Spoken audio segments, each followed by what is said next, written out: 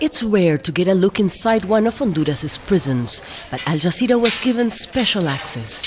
This is Comayagua Jail, about 80 kilometers from the capital. Few people outside the country had ever heard of this place, until this happened 12 months ago. A nighttime fire swept through 5 sections of the overcrowded prison. In all, 362 people died in the fire. 2 were women visiting prisoners, all the rest were inmates. A year on, the prisoners walk around freely. During the fire, dozens of prisoners died when keys couldn't be found to let them out. Now the cells are usually kept unlocked. More than 80 people died in this space alone. We remodeled everything. New columns in every corner. These are new brick walls. Everything is new. But living conditions have not changed much since the fire. This is ward number 4.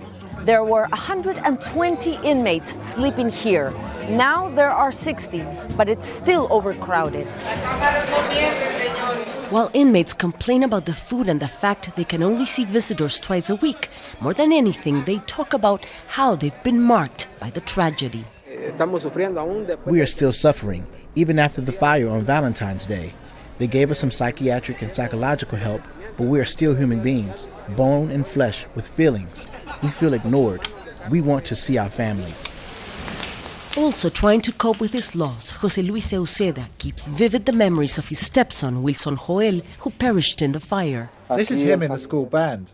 This is him at his first communion. José Luis Euceda is leading a group of relatives demanding a clear explanation of what happened. The security minister told us the state had agreed to give us reparations, and he said that the fire was an accident, but we believe that is untrue. The official investigation has not concluded yet. To say it was an accident does not necessarily exempt the state from responsibility. When we have a conclusive report, we will see if the state has a responsibility. All of these inmates survived that night. For now, they're coping by talking to each other, praying, and by listening to a song one has written about the tragedy. Mariana Sanchez, Al Jazeera, Comayagua, Honduras.